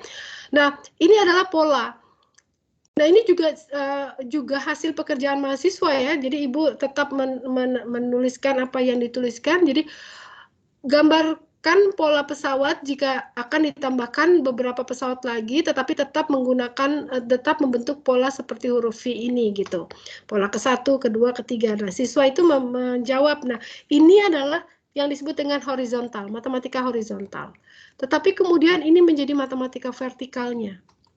Waktu kemudian sudah dibuatkan ke pola. Pola ke-1 ada berapa pesawatnya dan seterusnya.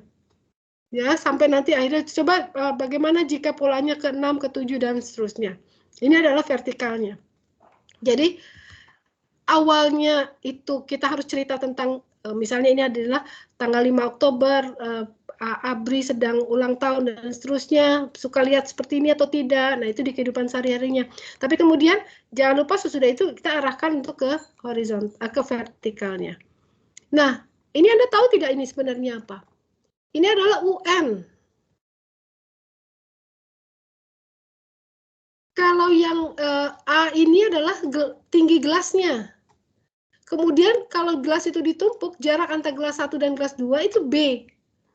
Maka kalau ditumpuk semuanya, ini menjadi UN, ada A dan ada B. Nah, ini bisa terbayangkan ada seperti ini, bahwa menuliskan rumus UN, bahkan nanti ada yang SN juga untuk deret aritmatika. Itu karena apa? Karena memang akhirnya setelah dipikir-pikir, diamati, cari di internet, cari dan segala macam, kadang-kadang terbayang sendiri bahwa ternyata memang iya di kehidupan sehari-hari itu ada memang seperti ini. Matematika itu ada di kehidupan sehari-hari, bahwa menghitung yang dari pertama ini gelas pertama 11 cm, gelas kedua dan seterusnya sampai akhirnya dapat rumus ini. Nah, itu karena memang sebenarnya di kehidupan sehari-hari itu ada, ya. Nah, sekarang satu lagi ini supaya cepat, Ibu tanya ini benda apa? Siapa yang masih tahu benda ini? Siapa yang tahu benda ini? Tempat telur. Tempat telur. Telur ya, Bu. Buat Tempat naruh telur. Buat naruh telur. Sekarang udah hampir tidak ada ya. Tetapi beberapa tempat Ibu masih menemukan sehingga Ibu foto ini. Nah, alat ini bisa membuat kita mengajarkan ke siswa tadi sifat komutatif. Kenapa bisa?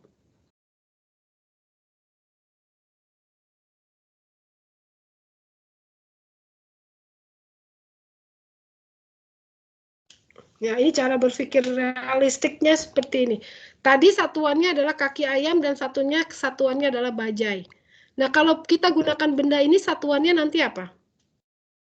Telur. Telur. Akan telur semuanya kan? Iya. Akan telur semuanya. Jadi sebenarnya sifat komutatif itu harus menyamakan apanya? Satuan. Jenis bendanya. Jenisnya atau satuannya. Oke. Jenisnya atau satuannya. Tetapi keluar dari melihat bajai, melihat ayam.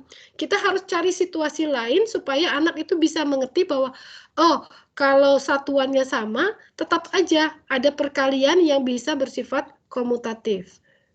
Ya, terus kemudian Ibu jalan-jalan lagi, Ibu temukan ini nih. Benda ini dapat membantu siswa memahami sifat komutatif perkalian. Seperti apa? Seperti ini. Sifat komutatif untuk satuan yang sama, 6 kali 5 sama dengan 5 kali 6. Ya, ini Ibu juga temukan di jalan. Makanya kalau sudah kita mau belajar PMRI itu bisa di mana-mana kita dapat. Nah, Ibu mau nanya, kalau posisinya seperti ini 6 kali 5 atau 5 kali 6?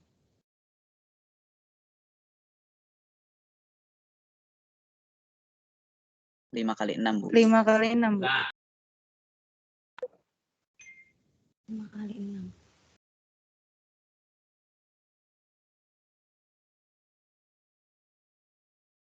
Oke, 5 kali 6. Ada yang menjawab lain? Dasarnya apa ya menyebut 5 kali 6? Rumus luas persegi panjang, Bu.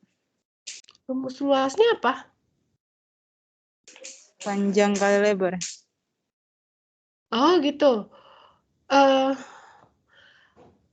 yang menentukan panjang harus mendatar dan lebar ke atas itu siapa?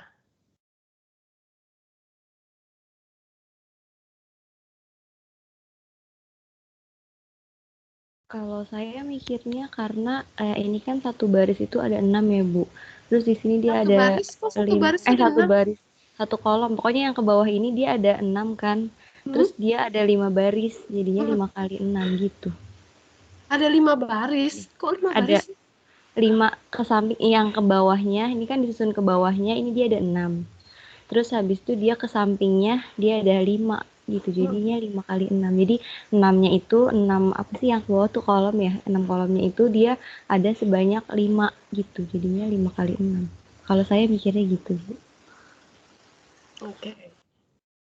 Sekarang ada yang lain tidak? Setuju semuanya sama 5 kali 6?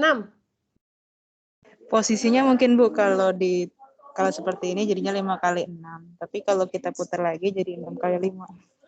Ya, itu pasti. Justru kan mau ke arah situ untuk komutatifnya. Tetapi memastikan dulu bahwa ini adalah 5 kali 6 atau 6 kali 5 itu supaya kita tahu bahwa guru kalau toh dibolak-balik tidak akan juga kebolak-balik ngajarinnya. Jadi ini Ibu mau pastikan dulu ini 5 kali 6 atau 6 kali 5. Teman Anda sudah ada yang menjawab 5 kali 6. Semua setuju ini 5 kali 6?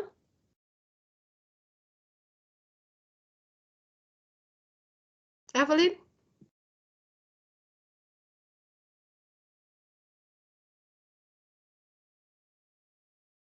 Ini Ernie ya? Ernie, Rosalind. Rosalind?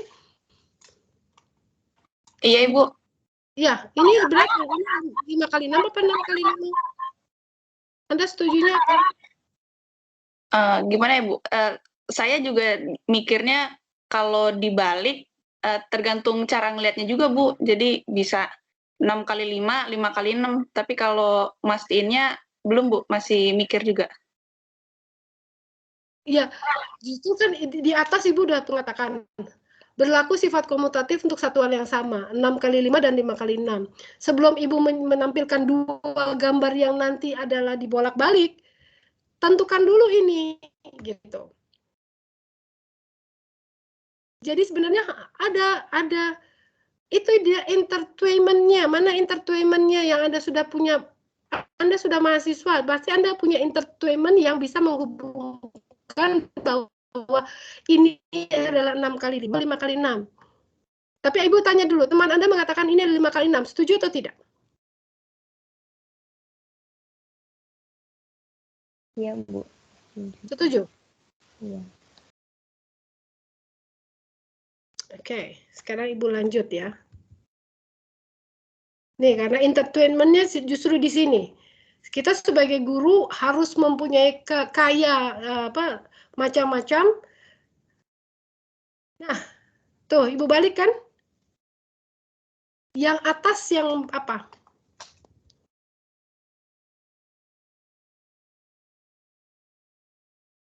Arni? Ada lagi siapa nama-namanya Ibu? Hairunisa? Iya, Bu. Ya, yang atas yang apa? Ayo dong, ini kan cuma pelajaran SD. Yang atas tadi 5 kali 6 ya, Bu. Kalau yang bawah 6 kali 5. Oh, jadi tetap Kalau ya. saya keterkaitan buat kayak tadi rumus posisi persegi panjang kali lebar. Oh gitu, panjang kali lebar. Oke. Kan ini masih dipertanyakan kan?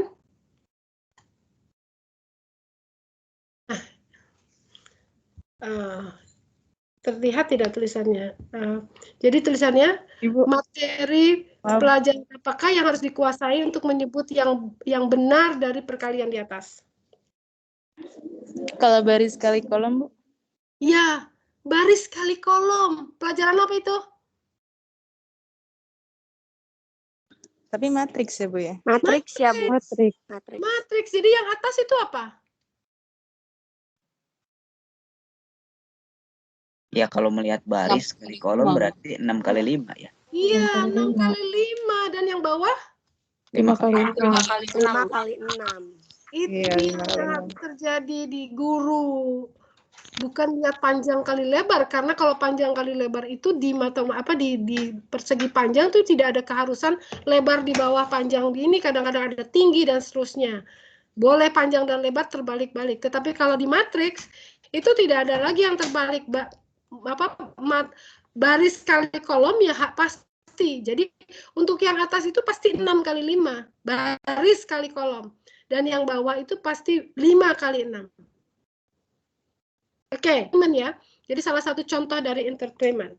Oke, Ibu tidak berlama-lama di sini, waktunya sudah hampir habis. Yang di bawah ini adalah seterusnya adalah skripsi dan tesis desain research. Ibu sudah mengumpulkan mulai dari 2013 skripsinya. Ya, sebenarnya kalau kita bahas per judul itu bisa kita bahas apa sebenarnya yang ada di dalam dari judul ini. Nah, ini tesis dari tahun 2015 sudah mulai ada sampai yang Ibu baru kumpulkan di 2017. Tapi sebenarnya sampai sekarang sudah ada. Mungkin untuk PowerPoint kalau ini yang mau nanti Ibu share, Anda belum, kalau mau mengambil judul-judul yang ada baru sampai 2017. Sementara Anda mungkin bisa ambil yang judul-judul terbaru. Ya, ini tesisnya mulai 2015 sampai dengan 2017. Kemudian kalau skripsi ada sudah sampai sekarang sudah banyak sebenarnya, tapi Ibu baru sampai 2015 yang Ibu tuliskan di sini. Ibu belum update lagi yang terbaru. Tapi sudah banyak yang menulis tentang skripsi. Jadi mengembangkan penalaran induktif untuk ini. Oh iya, tadi maaf. Nah ini, tadi Tumierleni ini adalah yang operasi hitung tadi, satu angka dan 2 angka untuk bilangan di SD. Yang ayam tadi, itu penelitiannya dia dan seterusnya. Oke, materi Ibu sudah habis. Ini yang dimaksud dengan sejarah dan teorinya PMRI. Mungkin minggu depan di awal-awal kalau masih ada yang mau bertanya sebelum mahasiswa pertama maju ya. Siapa yang maju pertama tolong aja dikirim ke Ibu, dan kalau bisa di skripsi atau tesis siapa yang akan dibahas itu tolong sebenarnya sebelumnya kirim ke Ibu supaya juga kalau tidak bisa mendadak saja Ibu bisa mengerti konsepnya dia apa dan seterusnya dia apa. Kecuali kalau memang bimbingan Ibu seperti yang Ibu tulis ini adalah semua bimbingan Ibu. Itu kadang-kadang Ibu ingat kembali, ingatnya cepat bahwa apa yang dikerjakan. Tapi kalau bukan bimbingan Ibu, biasanya Ibu harus membaca lagi dulu.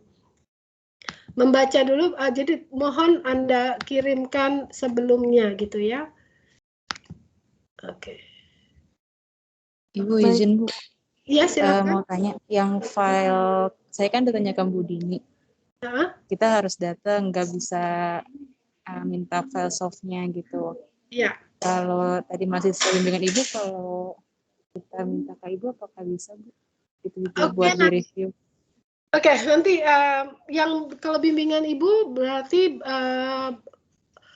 tidak ada kemajuan, maksudnya Ibu pengennya Anda itu membahas yang baru-baru kalau bisa gitu ya. Tapi kalau Budi nanti mungkin Ibu yang minta ke Budi nih. Coba Ibu yang minta ke Budi ini. Terima kasih banyak Ibu. Kalau Ibu dapat semua, tapi usahakan ya untuk besok ada satu yang udah bersedia mengerjakan dulu ya. Minggu depan kan 2 orang. Kita kan ber-10 kan? Minggu depan sudah 2 orang, itu 2 orang harus sudah punya paling tidak. Siapa yang diundi kemudian untuk minggu depan itu udah harus siap. Kalau memang tidak ada, bisa 2 yang pertama dari Ibu, tapi 2 yang berikutnya tolong hubungkan dulu dengan Bu Dini atau ada di mana atau cari di jurnal. Karena tidak harus skripsi atau tesis dari UNJ. Karena Ibu juga ingin tahu bagaimana kalau desain research dari UPI misalnya, atau tadi universitas-universitas yang juga sudah mengembangkan PMRI. Oke? Baik, Bu. Ya. Hari ini hadir semua Bu, berarti ya? Maaf. Oke, ya silakan. Iya, Bu. Hadir semua. Bu, tapi kalau ke saya kan dapatnya tesisnya Pak Rizal Kamsari kalau nggak salah tadi namanya. Ya, itu tetap diperbolehkan ya Bu ya, atau gimana ya Bu? silakan Pak Rizal, waktu yang semester lalu belum ada yang membahas. Rizal Kamasurya itu ya? Iya betul Bu. Ya, oke, silakan.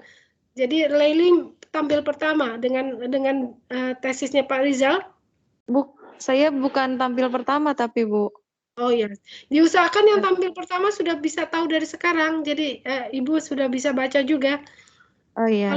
Paling tidak hari Sabtu atau hari Minggu. Jadi sebelum hari ini hari apa? Ini Rabu ya, Senin lah. Ibu sudah dapat. Jadinya Ibu sudah bisa baca juga. Jadi kalau sedang di list Bu. Sedang di list, oke. Iya di grup sedang di list semua judul-judulnya biar nanti saya ngirim ke Ibu itu semua judul yang ada Bu dari angkatan 2020 ini di mata kuliah PMR ini. Ya, oke. Jadi nanti siapa apa yang dipilih gitu ya. Kemudian kalau filenya tidak ada baru ditanyakan ke Bu Dini. Sebenarnya begitu. Iya betul Bu. Oke. Ya. Ibu tunggu ya kabarnya atau listnya Leili atau siapa satu lagi yang siapa Nazira. Satu lagi Nazira Bu. PJ-nya kan Nazira. Ini kita hanya bersepuluh, siapa lagi yang keluar ini yang ke pental sebelum Yoga? Pak Yoga Bu. Iya Pak Yoga ini nggak ada. Oke, tapi tadi hadir kan?